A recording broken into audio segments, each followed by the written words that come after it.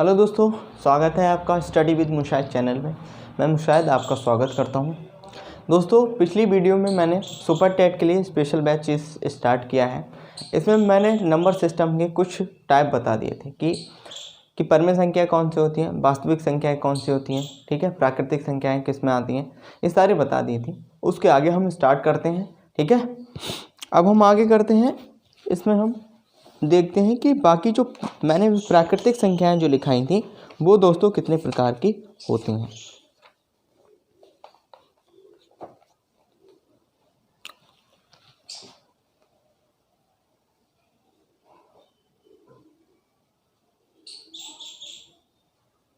ठीक, प्राकृतिक संख्याओं में आते हैं, हम कहते हैं पूर्ण संख्या, होल नंबर, जिसमें मैंने क्या मिला दी थी, जीरो मिला देता हूँ तो पूर्ण संख्या बन जाती हैं, ठीक है। प्राकृतिक पूर्ण संख्याएं हो गई थी और इंटीजर्स भी हो गए थे, शायद पिछली वाली क्लास में इतने हो गए थे, इंटीजर्स भी हो गए थे, सम संख्या विषम संख्या आज स्टार्ट हो गई, ठीक है। अब मैं लिखता हूँ ये प्राकृतिक संख्याओं में क्या आता है। प्राकृतिक संख्याओं का ही भाग होता है दोस्तों प्राकृतिक संख्या। इसमें क्या होता है दोस्तों,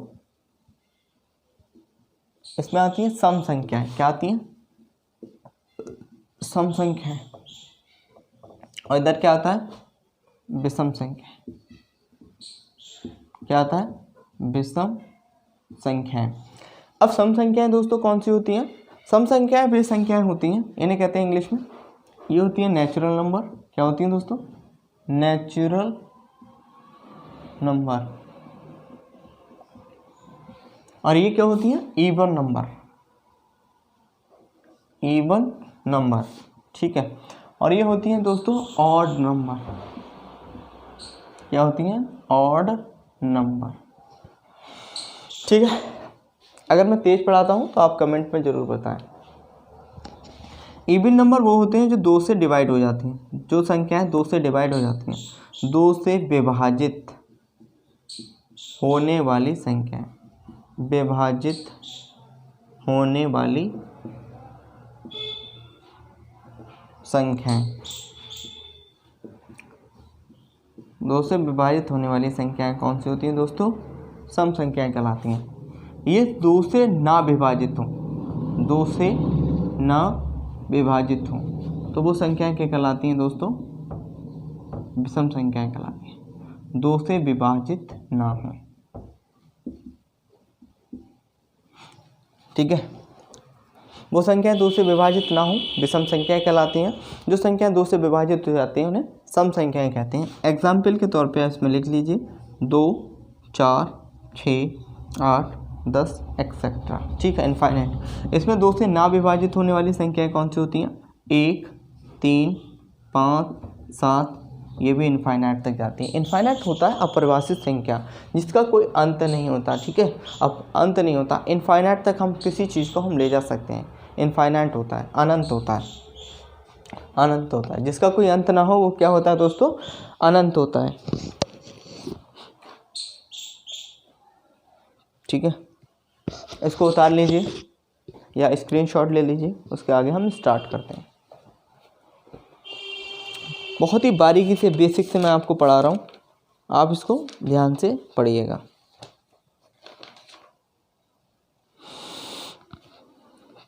ठीक, अब इनको रिप्रेजेंट कैसे करते हैं मैंने आपको बता दिया था। रिप्रेजेंट किससे करते हैं? होल नंबर किससे स्टार्ट होता है? W से स्टार्ट होता है, होल, तो W इसका पहला अक्षर ले लिया। इवन किससे स्टार्ट होता है? E से स्टार्ट होता है, तो हमने E इसका पहला अक्षर ले लिया, ठीक है। इसका पहले E किससे रिप्रेजेंट करते हैं? E से रिप्रेजेंट करते हैं। इसे किससे रिप्रेजेंट करते हैं? O से रिप्रेजेंट करते हैं। कुछ नहीं करते हैं दोस्तों, जो भी इंग्लिश में हम वर्ड को लिखते हैं, जो भी शब्द हम इंग्लिश में लिखते हैं उसका पहले लेटर हम उठा लेते हैं, उसी से हम उसको रिप्रेजेंट कर देते हैं। आप कहेंगे इंटीजर को तो सर जेड से रिप्रेजेंट करते हैं। हाँ, जेड से रिप्रेजेंट करते हैं, क्योंकि इंटीजर आई से स्टार्ट होने वाली बहुत सारी संख्याएं होती हैं, इसलिए इसको जेड दे देते हैं। जेड प्लस की बात करता है इंटीजर में तो हम धनात्मक संख्याओं को लेते हैं, और जेड माइनस की बात करता है दोस्तों तो हम ऋणात्मक संख्याएं लेते हैं। क्या लेते हैं? ऋणात्मक संख्या लेते हैं। जेड होता क्या है? इंटीजर्स होती हैं, पूर्णांक होते हैं। जीरो मैंने आपको बता दिया था पिछली वाली क्लास में कि 0 से अगर हम धनात्मक साइड में जाते हैं तो उसे ना धनात्मक इंटीजर कहते हैं, अगर हम ऋणात्मक साइड में जाते हैं तो हम उन्हें ऋणात्मक इंटीजर या पूर्णांक कहते हैं।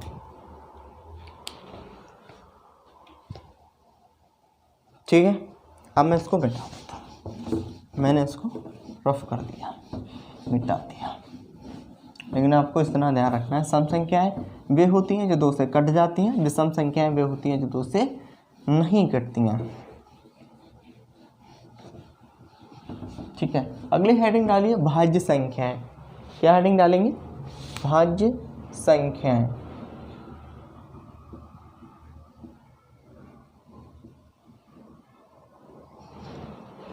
भाज्य संख्याएं इन इंग्लिश में कहते हैं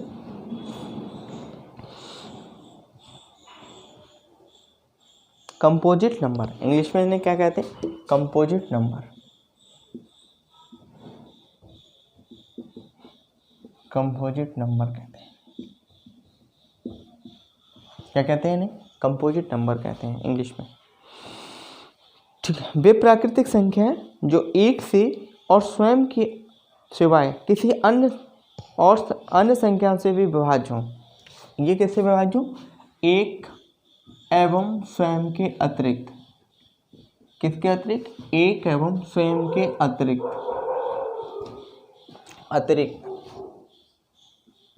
अन्य संख्याओं से भी क्या हो जाए? विभाजित हो जाए। अतिरिक्त अन्य संख्याओं से भी विभाजित हो, से भी विभाजित हो,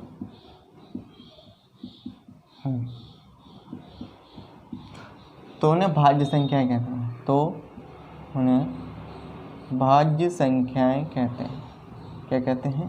भाज्य संख्याएं कहते हैं। कहते हैं। क्या कहते हैं दोस्तों? भाज्य संख्याएं कहते हैं। 1 एवं स्वयं के अतिरिक्त अन्य संख्याओं से भी विभाजित होती हैं, उन्हें कंपोजिट नंबर कहते हैं या फिर भाज्य संख्याएं कहते हैं। होती कौन सी हैं दोस्तों? 1 विभाजित हो जाती है क्या? नहीं होती। 2 नहीं होती। 3 नहीं होती। तो सब पहली कंपोजिट नंबर है वो कौन सी है? 4 है। क्या है? 4 है, भाज्य संख्या है। ठीक है, 5 है नहीं, 6 है, 8 है, 10 है, 12 है, 15 है, सॉरी 9 भी तो है, 9 भी है। तो ये सारी संख्याएं जो अब 1 से अतिरिक्त, मतलब 1 से कटें तो कटें, अन्य संख्याओं से भी कटना जरूरी है। 1 से तो हर संख्या कट जाएगी, तो वो क्या कहलाती हैं? कंपोजिट नंबर कहलाते हैं या भाज्य संख्याएं कहलाती हैं। ठीक है, भाज्य संख्याओं के बाद में मैं आगे आता हूँ। आगे लिखता हूँ मैं अभाज्य संख्याएं। अगली हेडिंग डालिएगा, इसे स्क्रीनशॉट या लिखने के बाद में अगली हेडिंग डालिएगा अभाज्य संख्याएं। ठीक है, अगली संख्या डालिएगा अभाज्य संख्याएं। इस पे क्वेश्चंस भी बनेंगे, वो भी मैं कराऊंगा। इस चैप्टर को समाप्त करने के बाद मैं सारे क्वेश्चंस आपको कराऊंगा जो इससे रिलेटेड बन सकते हैं। ये स्पेशल बैच है फॉर सुपर टेट, इस चीज़ का विशेषकर ध्यान रखें। सुपर टेट के लिए स्पेशल बैच है। ठीक है, अभाज्य संख्या डालिएगा, अभाज्य संख्या। इन्हें कहते हैं इंग्लिश में, क्या कहते हैं इन्हें? Prime number. क्या कहते हैं इन्हें? Prime number. इंग्लिश में इन्हें प्राइम नंबर कहते हैं। अभाज्य संख्या वे संख्या जो 1 एवं स्वयं के अतिरिक्त अन्य किसी संख्या से नहीं कटती हैं। इस चीज़ का विशेष ध्यान रखना है। प्राइम नंबर वो संख्याएं होती हैं जो 1 और स्वयं के अतिरिक्त अन्य किसी संख्या से नहीं कटती हैं। लेकिन कंपोजिट नंबर क्या होते हैं? जो 1 और स्वयं के अतिरिक्त अन्य संख्याओं से भी कट जाए। ठीक है, तो 1 एवं स्वयं के अतिरिक्त, किसके अतिरिक्त? स्वयं के अतिरिक्त। 1 एवं स्वयं के अतिरिक्त किसी संख्या से ना कटे, किसी संख्या से ना कटे या ना विभाजित हो। संख्या से विभाजित ना हो,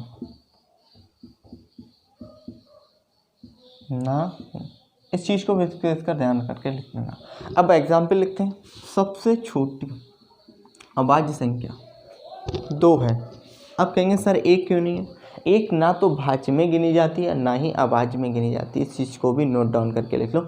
अगर आपके बारे में आता है कि सबसे छोटी अभाज्य संख्या प्राइम नंबर कौन सा होता है, तो आप लिखेंगे 2 होता है। क्या होता है दोस्तों? 2 होता है। और ये कई बार एग्जाम में पूछा गया है। इस चीज़ का ध्यान रखना कि सबसे छोटी अभाज्य संख्या कौन सी होती है? 2 होती है। सम अभाज्य संख्या कौन सी होती है? 2 होती है। अगर आपसे पूछता है विषम अभाज्य संख्या कौन सी होती है, तो 3 होती है। क्या होती है? 3 होती है। उसके आगे 5 होती है, 7 होती है, 9 एक विषम संख्या है लेकिन अभाज्य संख्या नहीं है, क्योंकि 9 3 से कट जाती है। लेकिन मैंने क्या कहा है इसमें, ये संख्या किसी से ना कटे, ना कटने भैया 11 13 इस तरीके की संख्याओं को हम लेते हैं। कहाँ तक? इनफाइनाइट, यानी कि अनंत तक लेते हैं कि 2 3 5 7 11। तो सबसे छोटी अभाज्य संख्या कौन सी है दोस्तों? 2 है। क्या है? 2 है। ये बार कई बार सवाल पूछा जाता है, सुपर टेट पे तो पूछा ही गया है। इस चीज़ का तो ध्यान रखना है। ठीक, अब हम आगे चलते हैं। इस चीज़ को नोट डाउन कर लीजिए आराम से।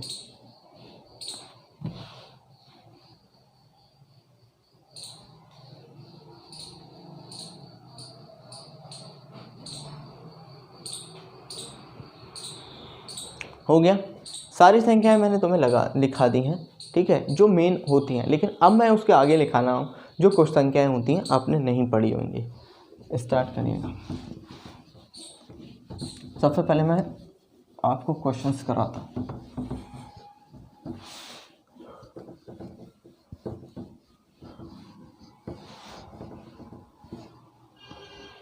क्वेश्चन देखिए। सबसे पहला, सबसे छोटी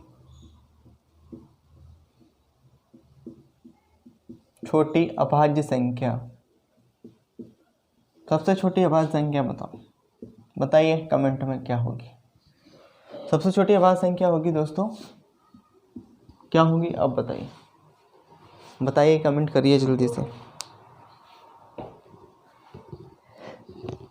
हाँ, सबसे छोटी अभाज्य संख्या 2 होगी, ठीक है। सबसे छोटी विषम अभाज्य संख्या,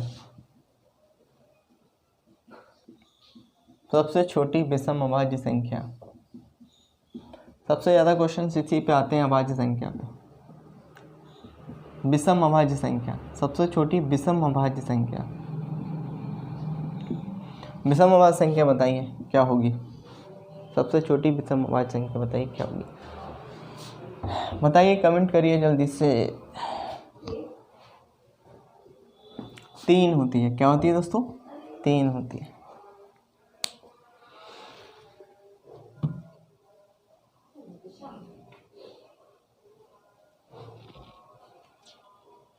ठीक है, ये 2 क्वेश्चंस आपको, और क्वेश्चंस तो मैं और भी पूछूंगा। फिलहाल तो ये तो शुरुआत है। आगे आते हैं। अब आगे आते हैं हम क्या पूछते हैं? चक्रीय संख्या। क्या होती है दोस्तों? चक्रीय संख्या। चक्रीय संख्या ये आपने नहीं सुनी होगी, ये नहीं सुनी होगी। चक्रीय संख्या, cyclic number, cyclic number, cyclic number,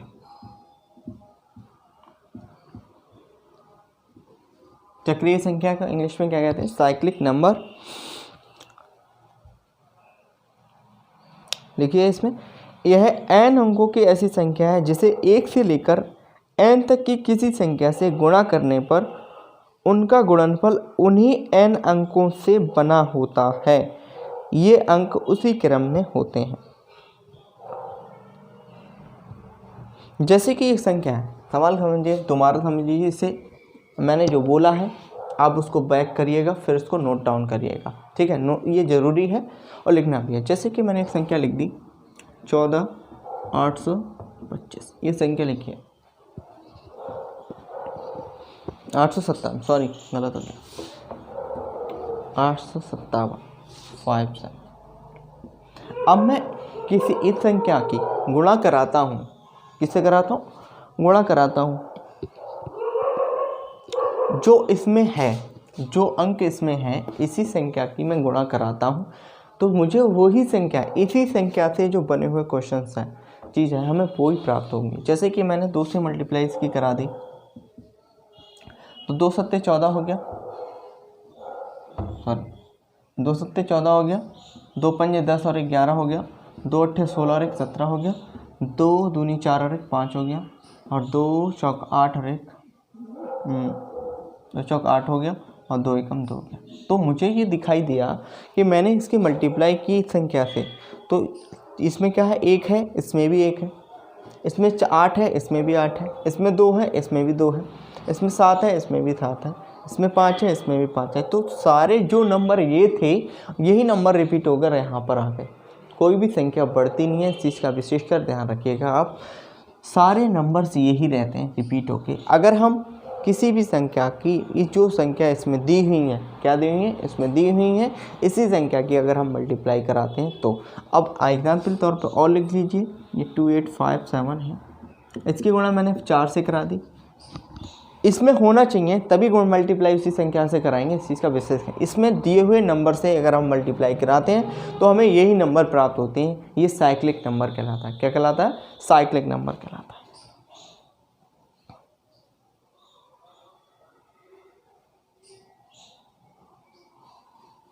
cyclic number कहलाता है। जरूरी नहीं है दिए हों, किसी भी संख्या से आप मल्टीप्लाई कराइएगा, यही नंबर दिए आएंगे। 3 सत्ते 21, हाथ से लगाइए, 3 पंजे 15 1 16, सॉरी 3 सत्ते 21 2 हो गए, 3 पंजे 15 और 2 17, हाथ से लगा 1, 3 3 8 24 और 2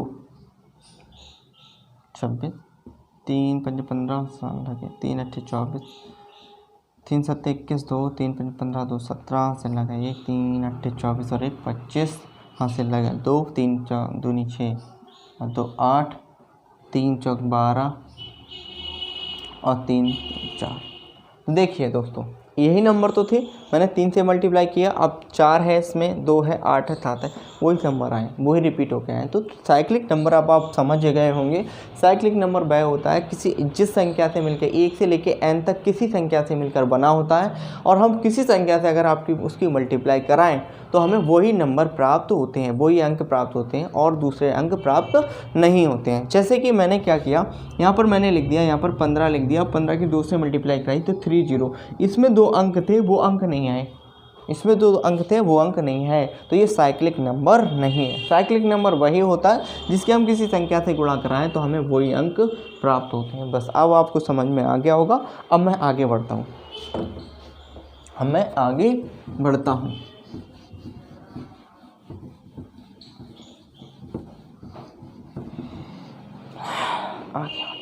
ठीक है, आगे डालिएगा।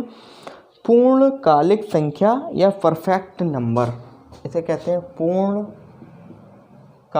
संख्या। कितनी संख्याएं होती हैं आप देखो, 2 क्लासें हो गई, अभी संख्याएं खत्म नहीं हुई हैं। पूर्णकालिक संख्या, परफेक्ट नंबर, परफेक्ट नंबर, ये भी लिखिएगा, ठीक है। पूर्णकालिक संख्या या परफेक्ट नंबर, अगर किसी संख्या n, किसी संख्या के सभी भाजकों का योग दिए गए संख्या के बराबर हो तो ऐसी संख्या पूर्णकालिक संख्या कहलाती है। कैसे? देखो, कोई भी संख्या है, उस संख्या के सभी भाजकों का योग उस संख्या के बराबर होता है तो वह संख्या पूर्णकालिक संख्या कहलाती है, यानी परफेक्ट नंबर कहलाता है। जैसे कि मैंने 6 ले लिया, 6 के कितने संख्याएं इसे डिवाइड कर सकती हैं, तो 1 कर सकती है, 2 भी कर सकती है, 3 भी कर सकती है, और इसे 6 कर सकते हैं। सॉरी 6 तो होता ही, तो 1 भी कर सकती है इसे, 2 भी और 3, ये संख्याएं इसको डिवाइड कर सकती हैं या नहीं कर सकती हैं। तो मैंने कहा था जो इसके डिवाइड करने वाली संख्याएं हों, यानी भाजक हों, ये भाग करने वाली संख्याएं हों, इन संख्याओं को मैं टोटल करूं तो 1 2 और 3, तो कितना आ गया? 6 आ गया। तो ऐसी संख्याएं ऐसी संख्या पूर्णकालिक संख्या वे संख्याएं होती हैं जिसको किसी संख्या के अगर हम भाजक लें या डिवाइड करने वाली संख्या लें, डिवाइज़र लें, तो उन सब का अगर मैं टोटल करूं तो 6 आ जाए। तो आ गया 6, ठीक है, तो ऐसी संख्या क्या कहलाती हैं? पूर्णकालिक संख्या कहलाती हैं या परफेक्ट नंबर कहलाती हैं। क्या कहलाती हैं? परफेक्ट नंबर कहलाती हैं। जैसे कि एक संख्या मैंने ले ली 28, 28 को मैंने कहा सबसे पहले तो ये 1 से कट जाती है, आप कहेंगे कट जाती है, ये 2 से कट जाती है, कट जाती है, 4 से कट जाएगी, कट जाएगी, ठीक है, 7 से कट जाएगी, 7 से कटने के बाद में ये 14 से कट जाएगी, 14 से कट जाएगी, ठीक है। अगर अब मैं इनका टोटल करूं, इससे अलावा मुझे नहीं लगता और किसी संख्या से कटती है, ये इसी संख्या से कटती है। अब मैं इन संख्या को जोड़ दूंगा तो कितना आ जाएगा? 1 आ जाएगा, 2 आ जाएगा, 4, 7 और 14। इन सब का अगर मैं टोटल करूंगा तो कितना आ जाएगा? 3, 4, 7, 7, 14, 14, 14, 28। कितने आ गए? 28 आ गए। तो 28 कैसी है? एक पूर्णकालिक संख्या है। अगर आप पे क्वेश्चन आता है, सवाल पेपर में आता है कि बताइएगा निम्नलिखित में से 4 विकल्प देगा, A B C, A B C और D, ये 4 नंबर दे देगा। एक दे देगा 15, ठीक है, दूसरी संख्या दे दी उसने 28, तीसरी दे दी 37 और चौथी दे दी उसने 10, ठीक है। ये पूछेगा निम्नलिखित में से पूर्णकालिक संख्या कौन सी है। तो आपको क्या करना है? सिर्फ ये देखना है कि कौन सी संख्या के जो भाजक हैं, जो डिवाइज़र है, उसको भाग करने वाले हैं, भाग करने वाली संख्याएं हैं, उनका टोटल उसी संख्या के बराबर आ रहा है, तो वह संख्या हमारी क्या होती है? पूर्णकालिक संख्या होती है। वह क्या होती है दोस्तों? पूर्णकालिक संख्या होती है, ठीक है। चक्रीय संख्या को भी मैंने समझाया कि किसी संख्या से अगर हम उस संख्या की गुणा कराते हैं, अगर हमें वही अंक प्राप्त होते हैं, तो वो संख्या कहलाती है चक्रीय संख्या कहलाती है। तो इसी तरीके से पूर्णकालिक संख्या वह संख्या होती है जिसमें हम इसके भाजक, जो इसको डिवाइड कर सकते हैं, जिससे ये कट जाती है संख्या, उन संख्याओं का टोटल करें तो वह संख्या आ जाए, वह संख्या हमें प्राप्त हो जाए, तो वह क्या होती है? पूर्णकालिक संख्या कहलाती है, ठीक है। अब हम आगे चलते हैं। मिश्रित संख्याएं क्या डालते हैं? कॉम्प्लेक्स नंबर डालते हैं, मिश्रित संख्या डालते हैं। मिश्रित संख्या क्या होती है? बड़ा अच्छा चीज है।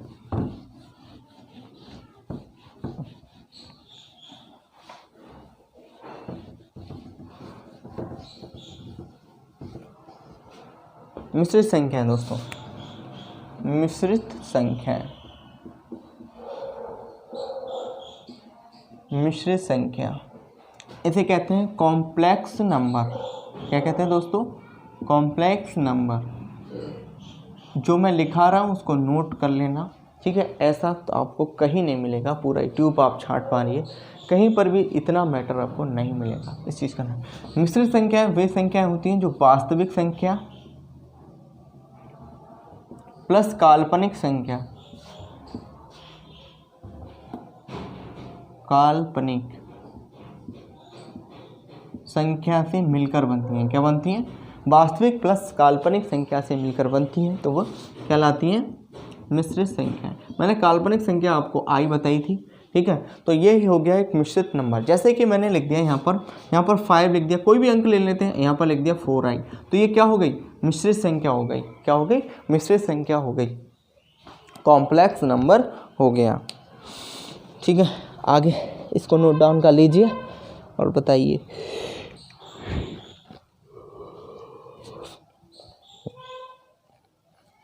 ठीक है, हो गया। अब जितनी नंबर थे, नंबर ऑफ, उतने मैंने आपको कवर करा दिए जो आपके सिलेबस के भी ज़रूरी है और आपको आना भी चाहिए। इतनी चीज़ें आपको आना भी चाहिए, ठीक है। मैं इसको मिटा देता हूँ, आपने आपको नोट डाउन कर लीजिए।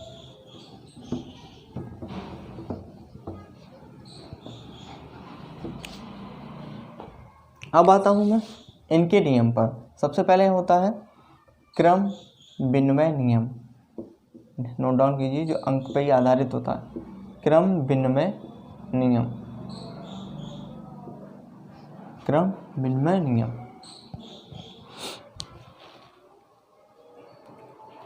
ठीक है, इसे कहते हैं क्रम विनिमय नियम, क्लोजर लॉ, कम्यूटेटिव लॉ। क्या कहते हैं इंग्लिश में इसे? कम्यूटेटिव लॉ, क्रम विनिमय नियम। कम्यूटेटिव ब्लॉक बोलते हैं। ठीक है, ये होता क्या है कम्यूटेटिव ब्लॉक, जब दो संख्याएं दी हैं, दो अंक दिए हैं या दो संख्याएं दी हैं, अगर हम उनको a प्लस बी तरीके से जोड़ें और b प्लस ए से जोड़ें तो वो क्या नियम होता है, हमारा कम्यूटेटिव ब्लॉक होता है। जैसे कि a प्लस बी बराबर होता है b प्लस ए के, ये अगर ये इसके बराबर आता है तो क्या होता है, हमारा क्रम विनिमय नियम होता है। क्या लगता है इसमें, क्रम विनिमय नियम लगता है। क्या लगता है, क्रम विनिमय नियम लगता है। अगर मैंने लिख दिया a बराबर 3 और b बराबर 5, क्या लिख दिया दोस्तों, a बराबर 3 b बराबर 5, तो क्रम विनिमय नियम क्या होगा, तो आपको ध्यान रखना है a का मान तो 3 होता है और b का मान तो 5 हो गया, तो a की जगह लगा दिया। इसी तरीके से b पहले है तो b 5 लिख दिया मैंने यहाँ और 3 लिख दिया। इसको मैं जोड़ूंगा तो कितना आएगा, 8 आएगा, और इसको मैं जोड़ूंगा तो कितना आएगा, 8 आएगा। इसका मतलब ये मान बराबर है, तो इसमें क्या लग रहा है, क्रम विनिमय नियम का फॉलो हो रहा है या क्रम विनिमय लग रहा है। तो ध्यान रखना है, क्रम विनिमय नियम वह नियम होता है जिसमें a प्लस बी बराबर b प्लस ए के होता है। ठीक है, इसे नोट डाउन कर लीजिए, स्क्रीनशॉट ले लीजिए। फिर आगे बढ़ते हैं सहचर्य नियम की तरफ, सहचर्य नियम की तरफ बढ़ते हैं। वीडियो देखें कितनी लंबी हो गई,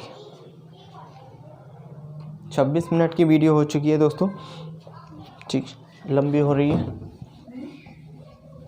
अब मैं इसको सहचर्य नियम बताकर इसको ख़त्म करता हूँ। इसमें क्या है, गुणात्मक प्रतिलोम, योगात्मक प्रतिलोम, ये भी आते हैं, मैं उसको भी बता देता हूँ इसी क्लास में। सहचर्य नियम, सहचर्य नियम, इसको भी ध्यान रखना है, सहचर्य नियम। इसमें क्या होती है दोस्तों, इसमें 3 संख्याएं ली जाती हैं, उसमें 2 संख्याएं थी, इसमें 3 संख्याएं ली जाती हैं, बस इतना आपको ध्यान रखना है। इसे बोलते हैं associative law, associative law, associative law, associative law में नियम होता है, ये होती है एसोसिएटिव लॉ। सहचर्य नियम क्या होता है, सहचर्य नियम होता है। अब इसमें क्या है, a प्लस बी प्लस सी बराबर किसके होते हैं, a प्लस बी प्लस सी, इतना ध्यान रखना है आपको बस। इसमें 3 अंक, कितनी संख्या हो जाती है, 3 संख्या हो जाती है, a, b और c, 3 संख्याएं ले ली हमने। 3 संख्याओं को a प्लस बी प्लस सी बराबर है a प्लस बी प्लस सी। पहले इन दोनों को हम एक ब्रैकेट में रखते हैं, फिर इन दोनों को। जैसे कि मैंने एक संख्या ली a बराबर 2, b बराबर 3 और c बराबर 4 ले लिया। ठीक है, अगर मैंने यहाँ लिख दिया a का मान 2, b का मान 3 प्लस c का मान 4, ऐसे ही मैंने यहाँ लिख दिया a का मान 2 और यहाँ लिख दिया 3 और ये 4। अगर मैं इन दोनों को जोड़ूँ तो कितना हो गया, 5 और ये गया 4, इन दोनों को जोड़ दूँ ये 7, तो ये कितना हो गया, 3 4 7। इनको जोड़ूंगा तो भी 9 आएगा और इसको जोड़ूंगा तो भी 9 आएगा। तो इसमें क्या है, सहचर्य नियम का फॉलो होता है, ये होता है सहचर्य नियम। क्या होता है दोस्तों, ये होता है सहचर्य नियम। ठीक है, आज ये सहचर्य नियम हो गया, क्रम विनिमय नियम हो गया। इस चीज़ को ध्यान रखना, ये पेपर में पूछा भी गया है, पेपर में पूछा भी गया है, क्रम विनिमय नियम क्या होता है, सहचर्य नियम क्या होता है, इस चीज़ को आपको ध्यान रखना है, नोट डाउन कर लेना है। ठीक है, नोट डाउन कर लेना है। बराबर a plus b plus c, screenshot ले लो इसका, क्या ले लो, स्क्रीनशॉट ले लो, फिर मैं इसको कराता हूँ, बता देता हूँ।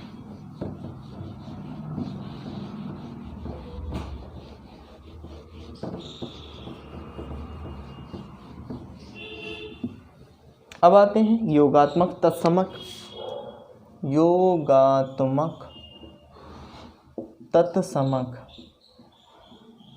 ठीक है, योगात्मक तत्समक क्या होता है, एडिटिव, एडिटिव आइडेंटिटी, आइडेंटिटी, ये कितनी होती है दोस्तों, ये होती है 0। क्या होती है, 0। योगात्मक आइडेंटिटी क्या होती है, योगात्मक तत्समक वो संख्या होती है, जैसे कि मैंने a प्लस 0 किया तो मेरा कोई मान ना बदले। a क्या है, कोई भी नंबर हो सकता है। मैंने कह दिया यहाँ पर 5 लिया, 5 में मैंने 0 लिख दिया तो 5 ही तो आएगा, या 0 में मैंने 5 जोड़ दिया तो कितना आ गया, 5 ही आएगा। इसका मतलब योगात्मक तत्समक वह संख्या होता है या वह मान होता है जिसे हम किसी संख्या में जोड़ने पर हमें कोई भी मान में परिवर्तन प्राप्त ना हो, तो वह क्या कहलाता है, हमारा योगात्मक तत्समक कहलाता है। ठीक है, आइडेंटिटी कहलाता है, एडिटिव आइडेंटिटी कहलाता है। जैसे कि मैंने यहाँ 5 लिया, 5 में मैंने 0 जोड़ा तो कोई मान परिवर्तन नहीं हुआ, तो ये आ गया। अगर मैं 1 जोड़ देता तो 6 हो जाता, इसका मतलब मान में परिवर्तन हो जाता, तो वो आइडेंटिटी नहीं होती। आइडेंटिटी वह होती है जिससे मान में परिवर्तन ना हो। ये हो गई योगात्मक आइडेंटिटी। इसको नोट डाउन कर लेना और इम्पोर्टेंट लिख लेना। क्या लिखना है, इम्पोर्टेंट। ये कई बार पूछा गया है, कई बार पूछा गया है। योगात्मक तत्समक क्या होता है, 0 होता है। ठीक है, आपको याद रखना है, आपको याद रखना है। ये टेट सी टेट किसी में भी पूछा सकता है। गुणात्मक तत्समक क्या होता है, गुणात्मक तत्समक क्या होता है, तो गुणात्मक तत्समक होता है मल्टीटिव आइडेंटिटी या मल्टीप्लिकेशन आइडेंटिटी, कुछ भी लिख लेना, आइडेंटिटी। ठीक है, गुणात्मक आइडेंटिटी मल्टीप्लिकेशन। ये क्या होती है दोस्तों, ये 1 होती है। यानी गुणा में अगर हम 0 से मल्टीप्लाई करा देंगे दोस्तों, क्या हो जाएगा, कोई भी संख्या ली, मैंने 5 ले ली, 5 की 0 से संख्या गुणा करा दी तो 0 हो गया। इसका मतलब मान तो बदल गया। अब मैं क्या करूँगा, किससे गुणा कराऊँ, 1 से गुणा कराऊँ, तो 5 एकम 5, तो मान बदला नहीं। तो 1 क्या है मेरा, 1 मेरे मल्टीटिव आइडेंटिटी है। क्या है, मल्टीटिव आइडेंटिटी है, मल्टीप्लिकेटिव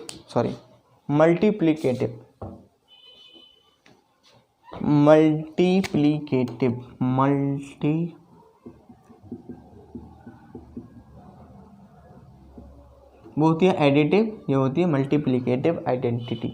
इस चीज़ को ध्यान रखना है। ठीक है, आज की क्लास को हम ये रोकते हैं। नेक्स्ट क्लास में अब ये चैप्टर का जो बेस था, जो संख्या पे आधारित संख्या आती हैं, कितने प्रकार की संख्याएं होती हैं, अंक कितने प्रकार के होती हैं, इनके गुणात्मक तत्समक क्या है, आइडेंटिटी क्या है। ठीक है, परमेय संख्या कौन सी है, अपरमेय संख्या कौन सी है, भाज्य कौन सी हैं, अभाज्य कौन सी है, मिश्रित संख्याएँ कौन सी हैं। ठीक है, मैंने सारी संख्याएं आपको बता दी हैं, चक्रीय संख्या, पूर्वकालिक संख्याएं। आप चीज़ को ध्यान रखिएगा, पेपर में ये पूछ ली जाती हैं डायरेक्ट। अब ये बेसिक पूरा हो चुका है आपका दोस्तों। अब मैं क्वेश्चंस की तरफ बढ़ूंगा। कुछ क्वेश्चंस जो संख्याओं से आधारित होते हैं मैं उनको कराऊंगा पहले, उसके बाद में मैं आपको डिविजन रूल कराऊंगा, क्योंकि नंबर सिस्टम एक लंबा चैप्टर है। ठीक है दोस्तों, इसे बेसिक से पढ़ने की ज़रूरत है। अगर किसी बच्चे ने इसको बेसिक से नहीं किया तो उसे आगे ज़्यादा दिक्कत आती है। डिविजन रूल क्या होता है वो भी बताऊंगा मैं आपको, कौन सी संख्या किससे कटेगी किससे नहीं कटेगी ये भी सिखाऊंगा। उसके आगे मैं सिखाऊंगा यूनिट डिजिट कैसे निकालते हैं, उसको भी मैं आपको बताऊंगा। ठीक है, रिमाइंडर थ्योरम क्या है, शेषफल थ्योरम क्या है, मैं उसको भी बताऊंगा। पूरा बेसिक से आपको पढ़ाऊंगा। ठीक है, वीडियो को देखते रहिए, शेयर करते रहिए, लाइक करते रहिए। ठीक है, और अगर आप नए जुड़े हैं तो आप चैनल को सब्सक्राइब कीजिए। ठीक है, मिलते हैं अगली क्लास में। Thank you.